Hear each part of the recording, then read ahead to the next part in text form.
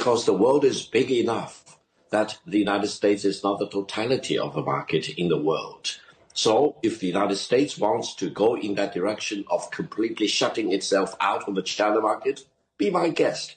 Yeah, and China will lose the US market, which, as I've said, is 15%. We don't care.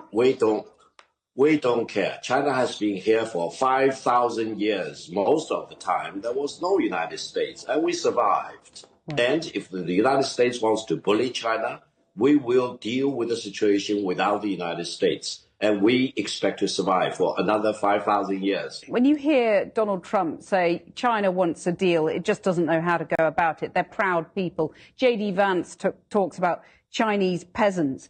What do you make of their conduct in this respect? If J.D. Vance thinks that he's dealing with the peasants in China, and I'm proud to be a descendant of the peasants, most of us are descendants of the peasants anyway, that's our tradition. We are farmers before. But now we are one of the leading industrialized economies in the world.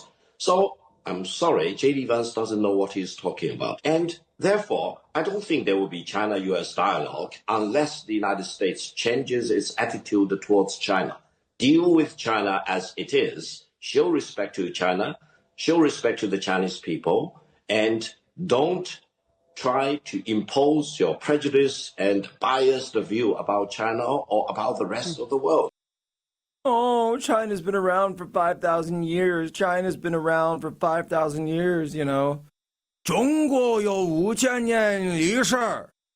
Look, here, let's cut the crap. First of all, the Chinese Communist Party is not 5,000 years old. The People's Republic of China was founded on October 1st, 1949. Okay? That's not 5,000 years old. And the People's Republic of China was founded on the revolutionary ideals of tearing down the 5,000 years of history, on destroying the 5,000 years of history, digging up emperors and condemning them from long before in the past. The Cultural Revolution, where they went after Chinese history and destroyed as much of Chinese temples and universities that had been built in China for, you know, hundreds and thousands of years old. And now you're going to say, oh, we have the 5,000 years. So let's cut the crap here for a second. Okay, you've got 5,000. You know something else that's got 5,000 years of history? Let's talk about Western civilization. Okay, you want to talk about 5,000 years? Let's go all the way back. Let's go all the way back to Western civilization, because I'm more than happy to go back to the end of that.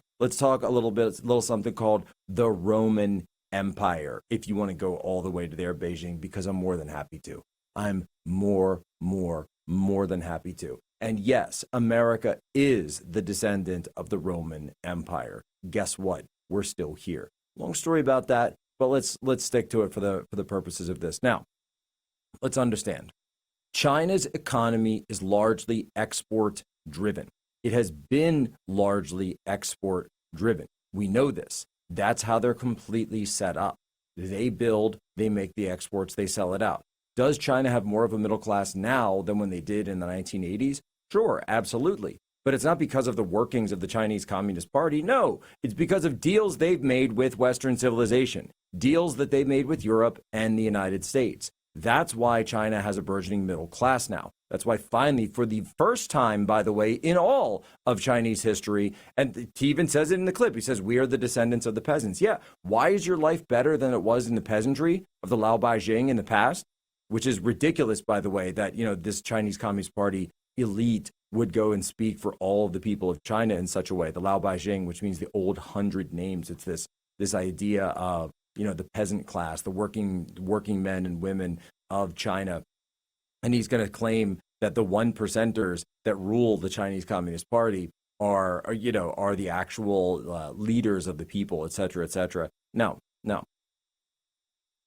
We've let China rise. We've given China the foreign direct investment, the foreign capital. I was there, okay? I was there in Shanghai, 2006 to 2008. I saw it with my own two eyes. How Americans would come in, okay, we're going to invest here, we're going to build a factory, we're going to produce this product, whether it's pharma, whether it's chemical, whatever it is, Disney, Amway, you know, obviously all the little consumer goods that you see all over the place that are made in China. We get it. China got turned into the factory. Western IP became the currency, And the dowry, of course, was foreign direct investment, was Western capital flowing in. That's why, I said this, how many times have I said this week? That's why Shenzhen and Suzhou and Shanghai and all those Chinese cities, Chongqing, look the way they do. And that's why Detroit and Chicago and Milwaukee and all the Great Lakes cities, Toledo, look the way that they do. Sandusky, Erie, the list goes on. Man, that South China Sea, that Three Gorges Dam. I've been thinking about that Three Gorges Dam, that beautiful Three Gorges Dam. It's just sitting there, so pretty. Right there, right? Can't move it, can't hide it. Completely undefended. Completely undefended. Be a shame. Certainly be a shame. Something happened that, some accident on that Three Gorges Dam. I don't know. I mean, I know that rainy season is coming up. We're going into the rainy season in southern China. I've been there. June hits up, doesn't rain. The plum rains come in Shanghai. It doesn't stop running down the Yangtze River. Doesn't stop running for a whole month. It would really be a shame if some cracks appeared in that Three Gorges Dam. I'm not saying it would. I'm not saying I wanted it to happen. I'm saying it'd be a shame.